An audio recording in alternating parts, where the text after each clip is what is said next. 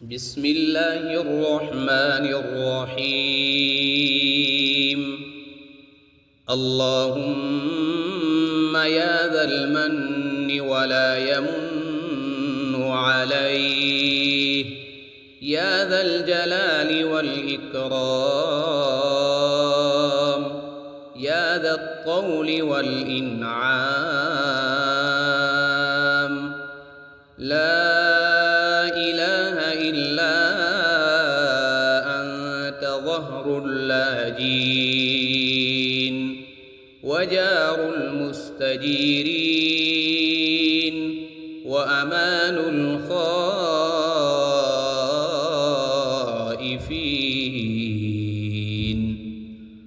اللهم إن كنت كتبتني عندك في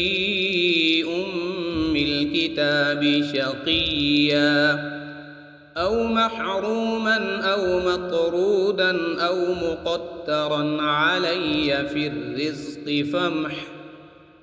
اللهم بفضلك شقاوتي وحرماني وطردي واقتثار رزقي، وأثبتني عندك في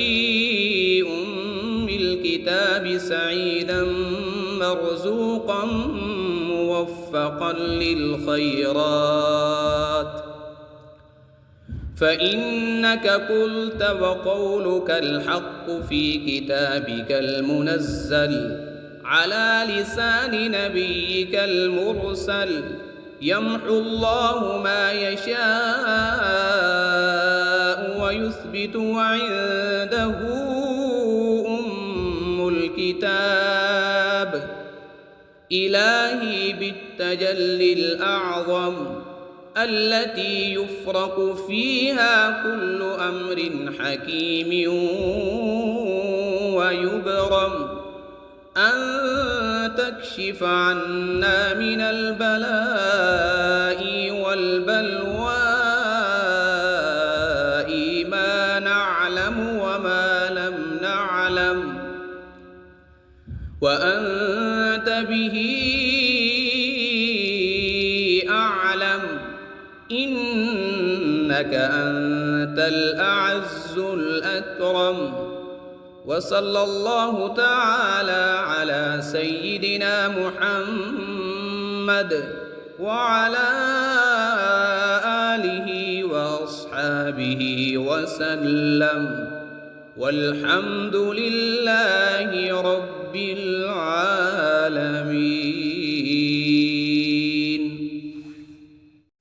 بسم الله الرحمن الرحيم. اللهم يا ذا المن ولا يمن عليه، يا ذا الجلال والإكرام، يا ذا الطول والإنعام، لا إله إلا أنت ظهر اللاجين وجار المستجيرين وأمان الخائفين.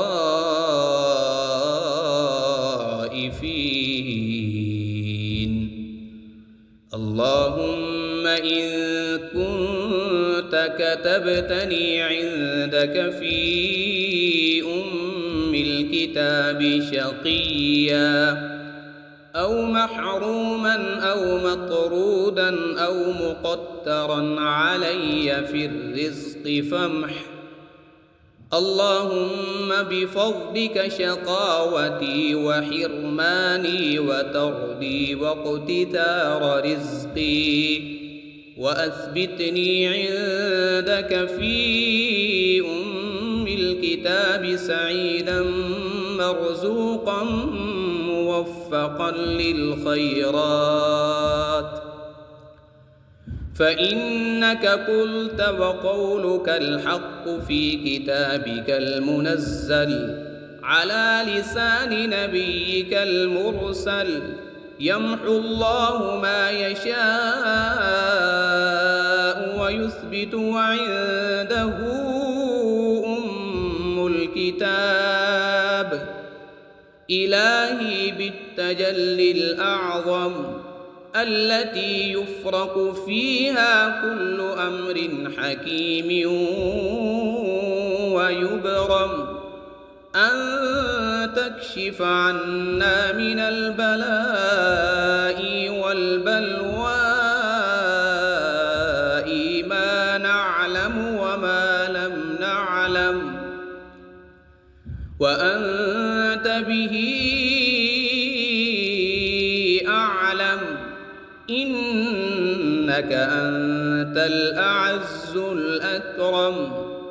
وصلى الله تعالى على سيدنا محمد وعلى آله وأصحابه وسلم والحمد لله رب العالمين.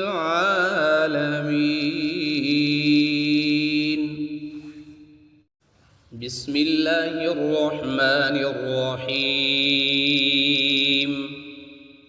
اللهم يا ذا المن ولا يمن عليه يا ذا الجلال والإكرام يا ذا الطول والإنعام لا إله إلا أنت ظهر اللاجين وجار المستجيرين وأمان الخائفين.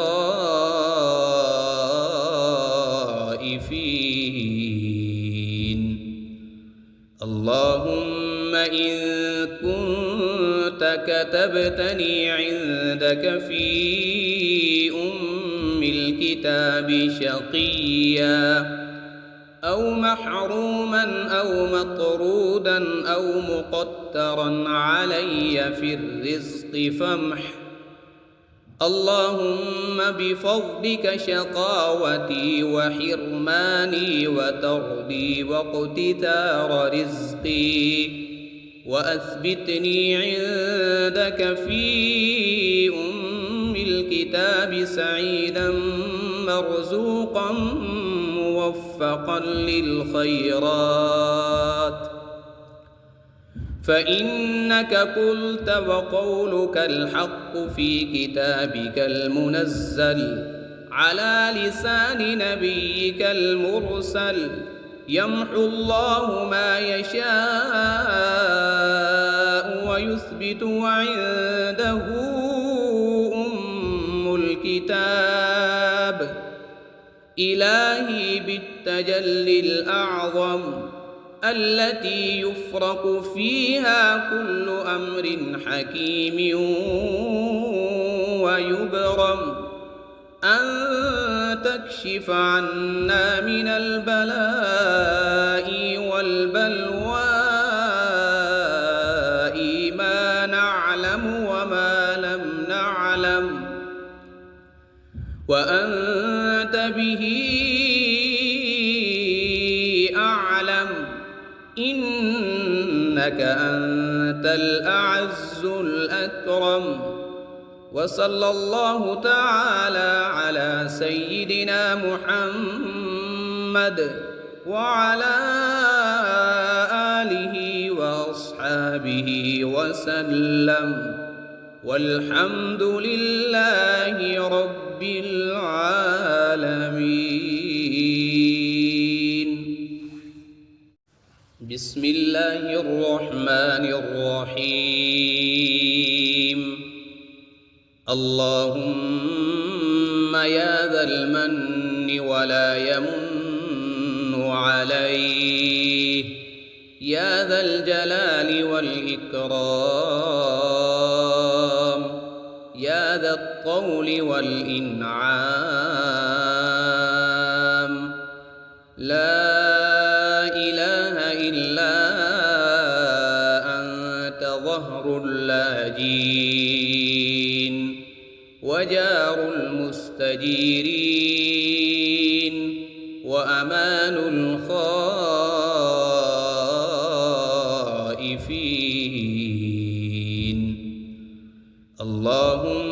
إن كنت كتبتني عندك في الكتاب شقيا أو محروما أو مطرودا أو مقترا علي في الرزق فامح. اللهم بفضلك شقاوتي وحرماني وتردي واقتتار رزقي، وأثبتني عندك في الكتاب سعيدا مرزوقا موفقا للخيرات. فإنك قلت وقولك الحق في كتابك المنزل على لسان نبيك المرسل. يمحو الله ما يشاء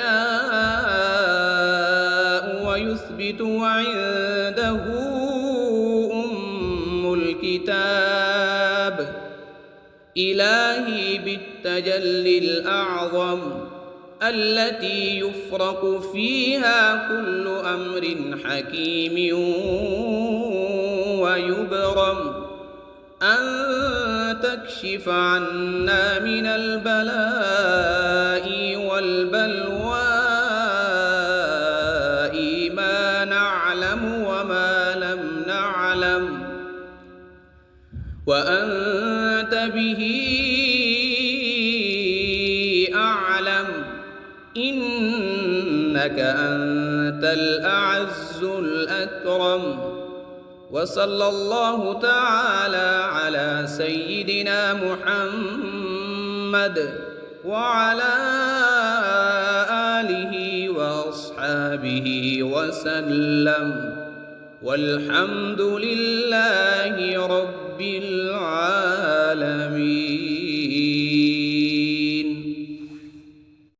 بسم الله الرحمن الرحيم.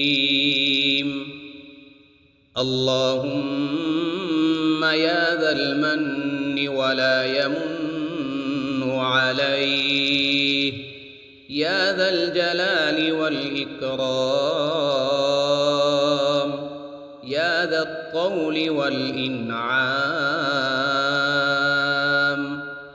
لا إله إلا أنت ظهر اللاجين وجار المستجيرين وأمان الخائفين.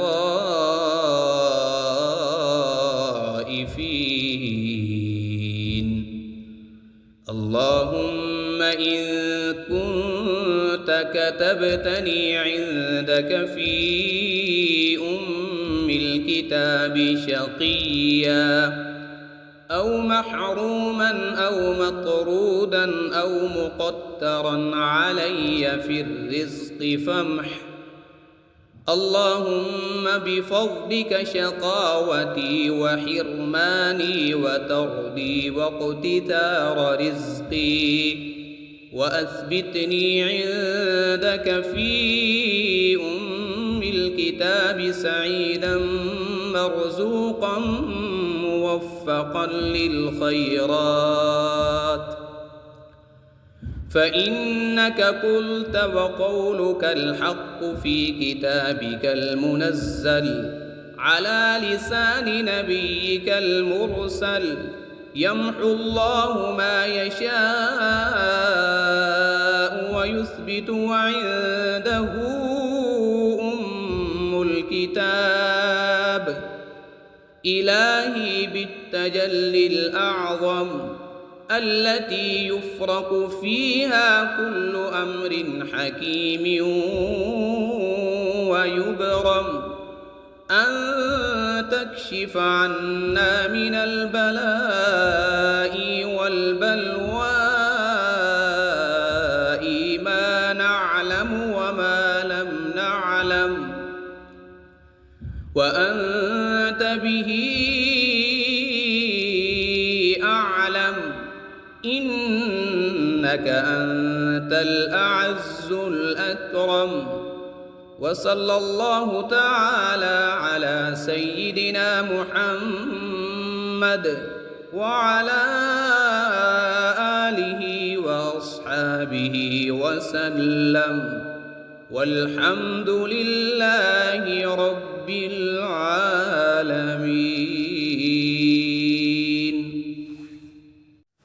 بسم الله الرحمن الرحيم.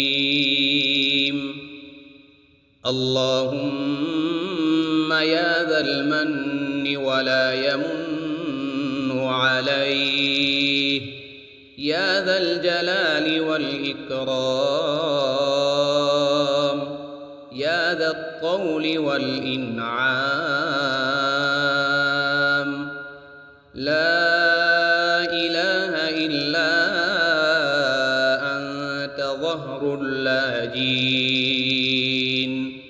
وجار المستجيرين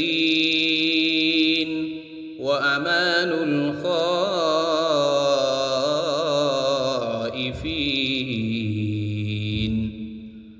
اللهم إن كنت كتبتني عندك في الكتاب شقيا أو محروما أو مطرودا أو مقترا علي في الرزق فامح. اللهم بفضلك شقاوتي وحرماني وتردي واقتتار رزقي، وأثبتني عندك في الكتاب سعيدا مرزوقا موفقا للخيرات، فإنك قلت وقولك الحق في كتابك المنزل على لسان نبيك المرسل. يمحو الله ما يشاء ويثبت وعنده الكتاب. إلهي بالتجلي الأعظم التي يفرق فيها كل أمر حكيم ويبرم، أن تكشف عنا من البلاء والبلواء ما نعلم وما لم نعلم، وأنت به أعلم، إنك أنت الأعز الأكرم. وصلى الله تعالى على سيدنا محمد وعلى آله وأصحابه وسلم، والحمد لله